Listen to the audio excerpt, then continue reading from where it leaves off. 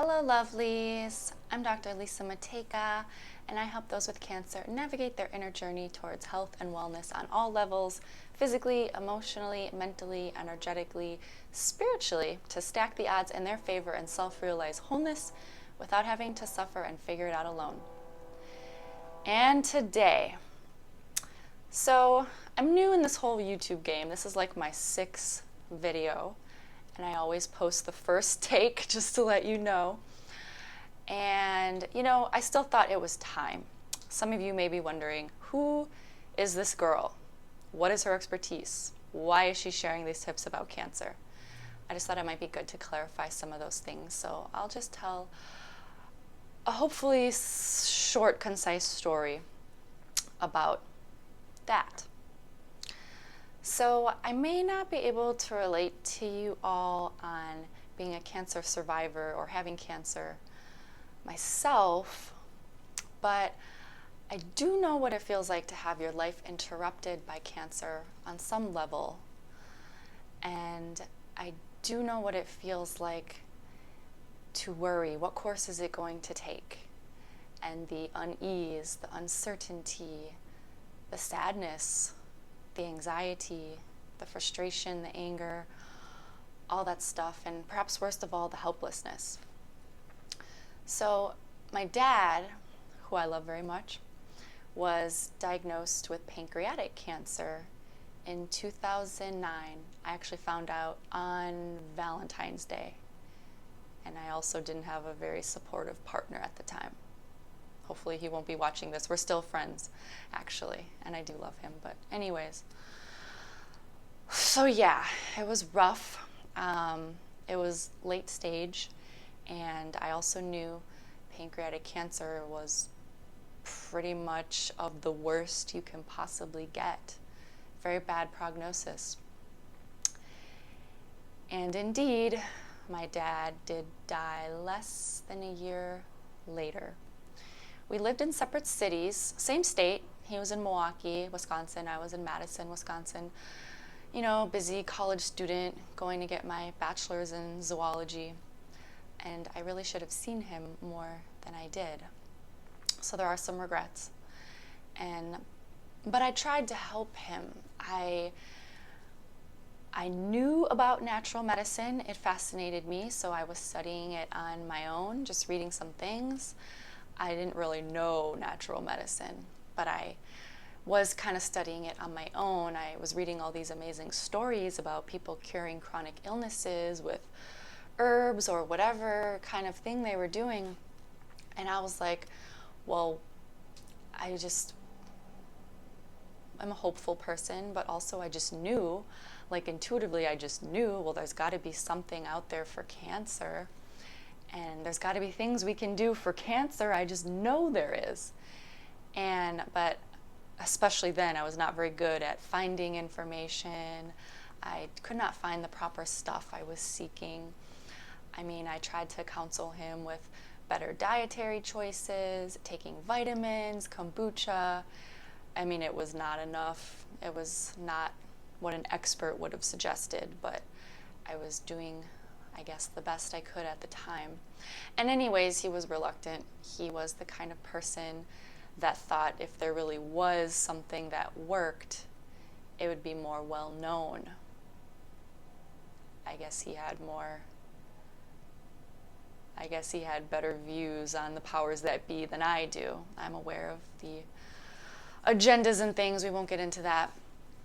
But yeah, so anyways, I guess part of what was hard about it too was that I never really truly got to say goodbye.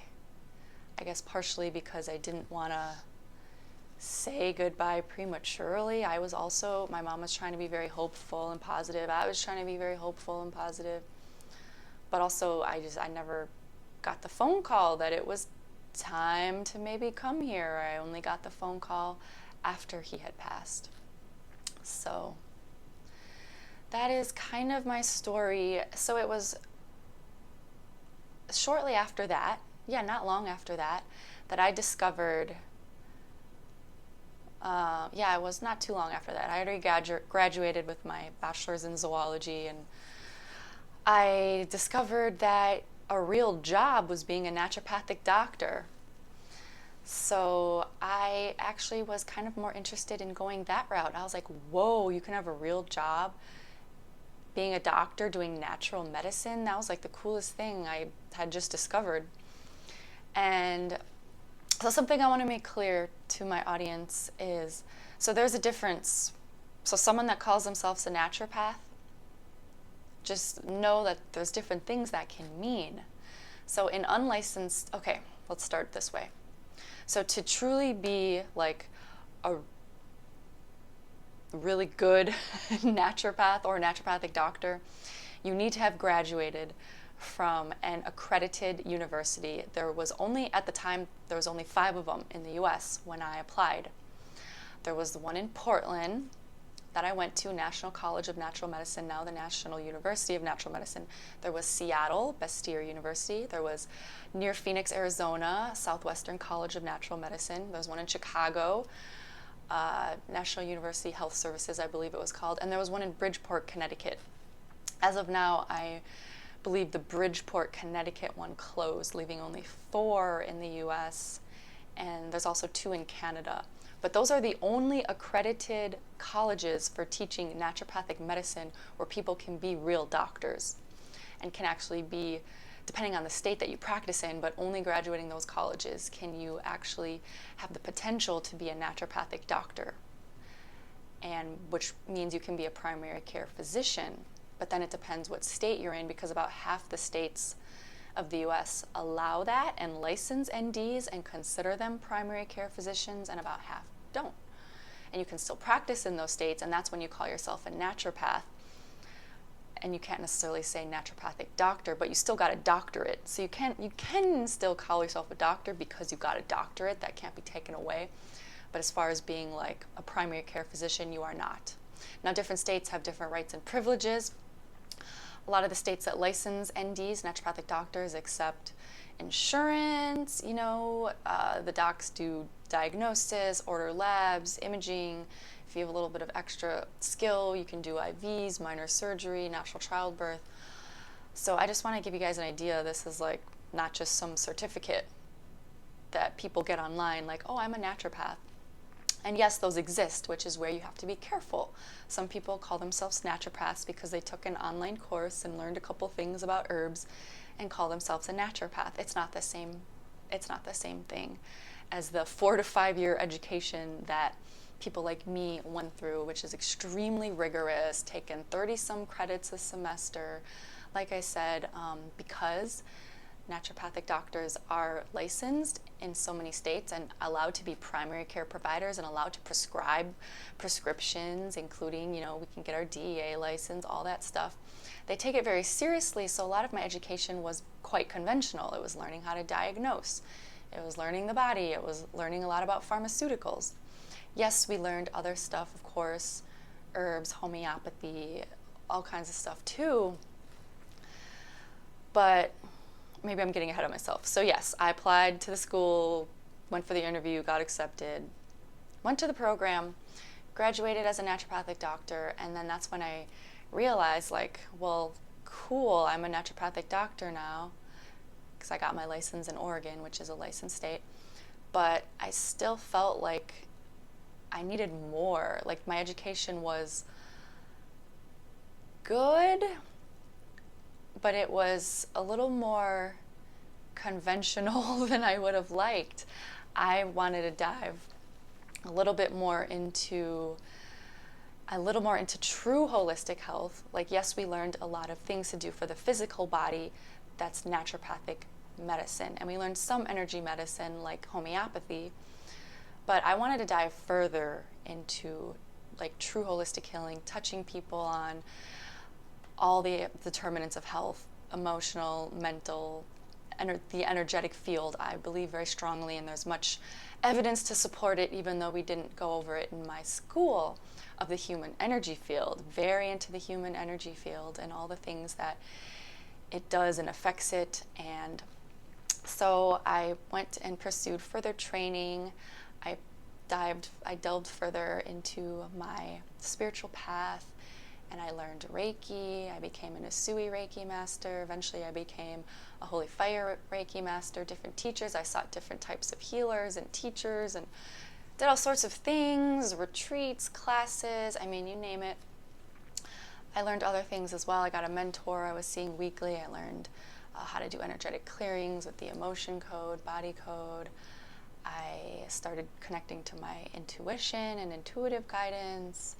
I learned tuning forks, which work on the energetic field. I learned about all kinds of stuff. And I actually became an energy worker, and I started practicing on my friends, and then I started practicing. Eventually, I think it was the end of, once I kind of acquired some of these further skills, also self-development, working on myself a little bit more, I felt more ready to open my own business. Now, we're never truly going to feel ready, and I've learned this lesson, and many people have learned this lesson. A lot of times you got to just do it, and you will become ready along the way. So I opened my own business, which I had no idea, business stuff. I had to learn that on the way as well. I opened New Moon Cancer Care at the end of 2018, early 2019, and the whole idea of it was to offer something truly unique, where I'm blending the evidence-based, scientific, naturopathic medicine with the more sort of like metaphysical, energetic medicine, working on the energy field and diving into like those spiritual aspects and using a unique combination and a teamwork approach for patients, kind of picking and choosing what needs to be worked on, what they want to work on, what they're ready to work on, making a really individualized, holistic approach. And yeah, that's what I did. And that's what I did in Portland, Oregon. And it grew slowly over the years. A lot of it was me getting in my own way of just fears and things. But I worked on that. I have definitely worked on that since. The business has shifted, you know, went through, of course, a shift in 2020 with the pandemic. And I actually ended up moving my business and myself to Florida. I guess I don't need to say more about that. You can probably figure out why. I wanted to make my own health decisions and not be forced to do something. But it was multifactorial. There was other reasons we chose Florida as well.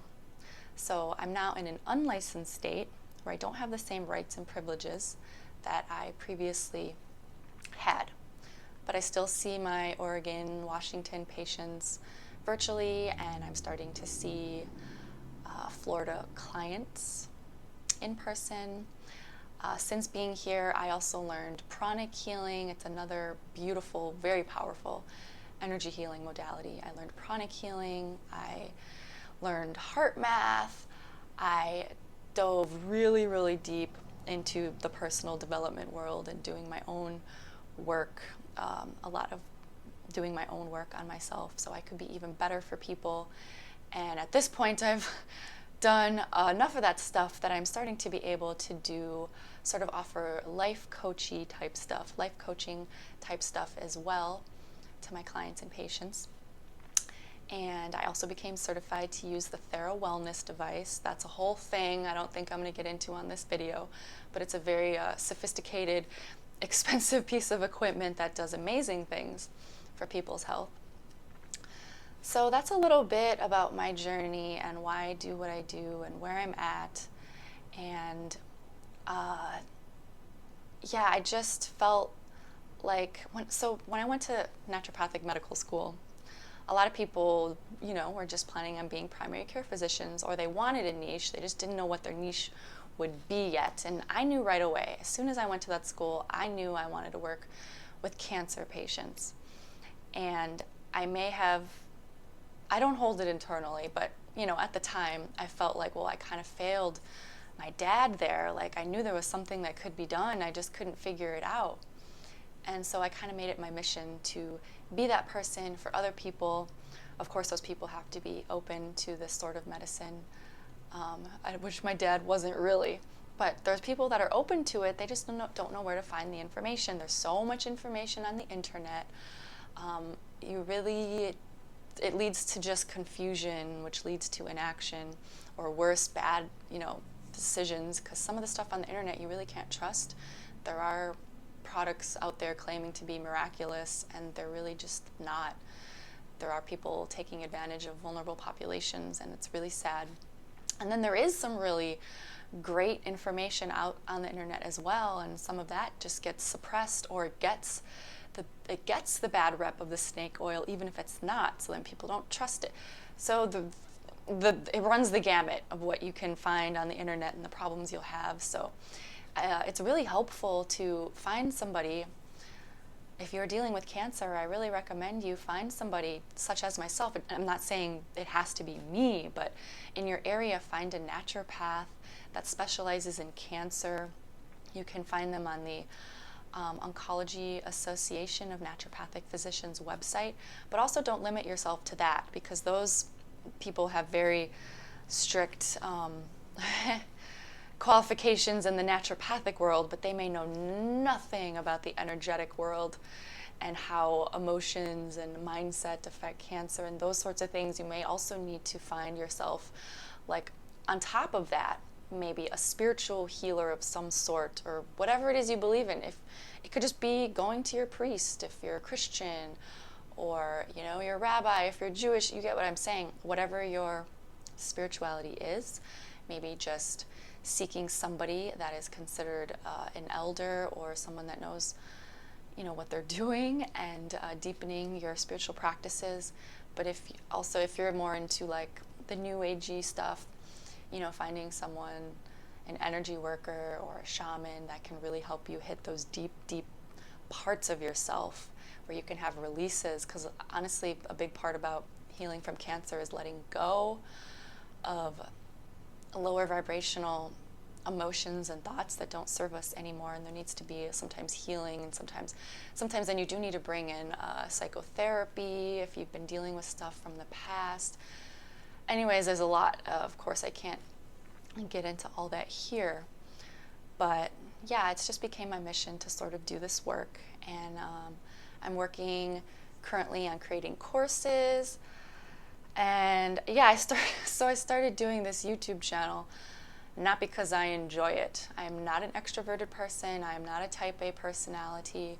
It doesn't really give me joy to have my videos out there in the world personally. But what does give me joy and all the purpose and fulfillment and meaning is hoping that at least this message, I'm not even calling it my message because other people have this message too, but is to get this message out there to as many people as possible. Just in general, all the stuff I talk about and will be talking about, of how to sort of deal with cancer a little bit on the physical plane, the mental plane, the emotional plane, the energetic plane, the spiritual plane. And of course, these are only YouTube videos, so it's just sort of an overview. You're going to probably want one-on-one help, or an actual like group or class or something like that. And I'm planning on putting something like that together, so stay tuned. It'll probably be a little bit from now. But anyways, that's a little bit about my story, why I do what I do. And I probably missed some things and left some things out that I can't remember. But yes, being a naturopathic doctor means you're also doing continuing education credits every year. So you're continually and consistently learning, which is something I do anyways, especially when it comes to cancer. When I was in naturopathic medical school, I took all the courses I could on cancer. We had this thing called preceptoring. It's essentially shadowing a doctor, and I chose only naturopathic oncologists to shadow. I chose all the shifts, because we also, worked in a clinic while we were still students. Starting year 2, we worked in the clinic, had clinical hours. I did as many of those as I could with cancer-related docs. And then, of course, you have to expand your knowledge outside of school. So I joined a bunch of different organizations, went to all the conferences, seminars, classes, workshops I could do, and I'm still doing that. So I just wanted to throw that out there, like, there is time involved in this. And yeah, so I hope that maybe clarifies a couple things. If any of you were wondering why you should listen to me, I mean, I'm not really trying to make an argument why you should listen to me. I just wanted to give you a little bit more about who I am and what I do. And the dream, I guess I'll share this with you guys. There is a dream. And the dream is to someday, hopefully not in the too distant future, collaborate with a dear friend of mine and work together to create something truly remarkable. I really have been wanting to create a sort of a high vibrational, multi-practitioner, multi-modality overnight retreat center for cancer patients where they can leave sort of their everyday routine and worries behind and come and have this immersive experience in this beautiful environment. I won't give it all away. There's a lot to it. Maybe I'll make a whole video on it. I have lots and lots of ideas for what to do with this place and what it would look like, and there's a lot of care put into every detail and what kinds of offerings would be there. That's kind of the goal, though. So that's where we're headed, and yes, I think I said everything I need to say. That was completely unscripted. But anyways, all right, thanks for listening, and please subscribe and like this video and comment on this video, not because I need the approval, but because I just want the algorithm to kick it up so it can reach more people. I mean, maybe not necessarily even for this video specifically, but just for all of them. Okay, you guys get the idea. All right, much love and have a great day.